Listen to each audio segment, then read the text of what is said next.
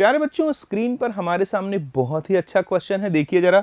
अगर मैं जानना चाहूं कि ये साइक्लोऑक्टाटेट्राइन या इसे हम 8 एनुलिन भी बोल सकते हैं, अगर कोई साइक्लिक कंपाउंड हो और पाई बॉन्ड कॉन्जुगेशन में मौजूद हो तो उसे हम एनुलिन भी बोल सकते हैं। जितने उसमें कार्बन मौजूद होंगे उसे हम सामने लिख देंगे। जैसे इसमें टोटल 8 कार्बन है तो यहाँ 8 लिखा है, इसमें टोटल 10 कार्बन है तो यहाँ 10 लिखा है। मीन्स बेंजीन को अगर आप बोलना चाहो तो आप बेंजीन को 6 एनुलिन भी बोल सकते हो प्यारे बच्चों। अब आगे जरा बात को गौर पूर्वक समझिएगा मेरे प्यारे सरकारों। अगर पूछे कि ये एरोमेटिक है या एंटी एरोमेटिक है या नॉन एरोमेटिक है, तो सिंपली एरोमेटिसिटी एंटी एरोमेटिसिटी पहचानने के लिए सबसे पहले हम प्लेनैरिटी चेक करते हैं। प्लेनैरिटी के लिए केमिस्ट्री में जो कॉन्सेप्ट है हाइब्रिडाइजेशन है, हम चेक करेंगे तो सभी कार्बन का हाइब्रिडाइजेशन sp2 आ जाएगा और हमें लगेगा कि प्लेनर है। दूसरा पॉइंट हम चेक करते हैं resonance. All pi bonds are in alternation, that's why here resonance will also takes place. यानी कि प्यारे बच्चों पाई यहाँ प्लेनैरिटी भी है, रेजोनेंस भी है। अब जरा देखिए, अब हम लिखेंगे 4n is equals to pi electron. तो 4n is equals to pi electron कितना है 8, n की वैल्यू कितनी आ गई 2, यानी हमें लगेगा कि ये मॉलिक्यूल एंटी एरोमेटिक है। कितना है? एंटी एरोमेटिक है। जबकि प्यारे बच्चों ये ना तो एरोमेटिक एंटी एरोमेटिक तो छोड़ दो, ये नॉन एरोमेटिक कंपाउंड है। उसके पीछे कारण क्या है? ये जो है टब शेप में पाया जाता है। परमात्मा इसे प्रकृति में टब शेप में देता है। कितनी इंपॉर्टेंट बात है जरा देखो। अब तुम कहो कि क्यों देता है, तो प्यारे बच्चों जो हाइब्रिडाइजेशन है ये इंसानों के द्वारा खोजा गया कॉन्सेप्ट है, लेकिन ये जो कंपाउंड है ये परमात्मा के द्वारा इंसानों को दिया गया तोहफा है। तो परमात्मा बाध्य नहीं है इंसानों द्वारा बनाई गई थियरी के हिसाब से चलने के लिए। तो ये मॉलिक्यूल हाइब्रिडाइजेशन की थियरी के बाहर की चीज है।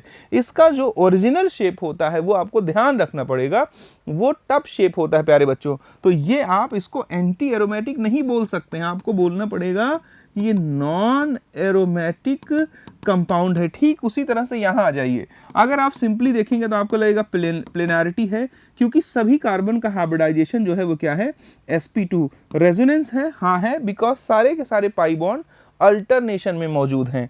तीसरे नंबर पे आप क्या लगा दोगे 4n+2 is equals to pi electron, Huckel rule. अब 4n+2 is equals to pi electron लगाओगे तो यहाँ पर जरा देखो 2 2 4 2 6 2 8 2 10, यहाँ पे 10 हो गया।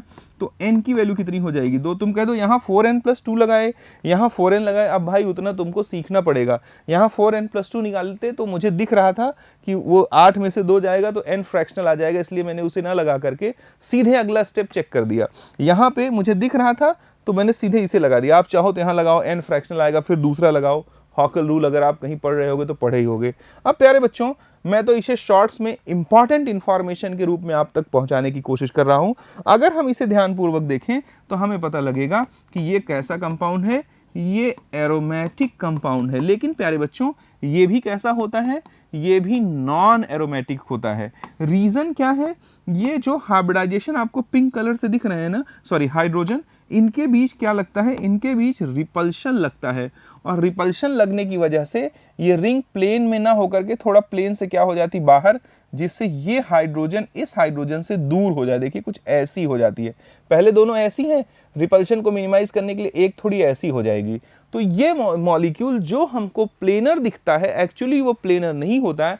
दैट्स वाई इसे हम एरोमेटिक की कैटेगरी में नहीं लिख सकते हैं प्यारे बच्चों। उम्मीद करता हूं ये दोनों एग्जाम्पल आपको अच्छे लगे होंगे। अगर वीडियो अच्छा लगा हो तो लाइक कमेंट शेयर सब्सक्राइब जरूर कर दीजिएगा। Thank you.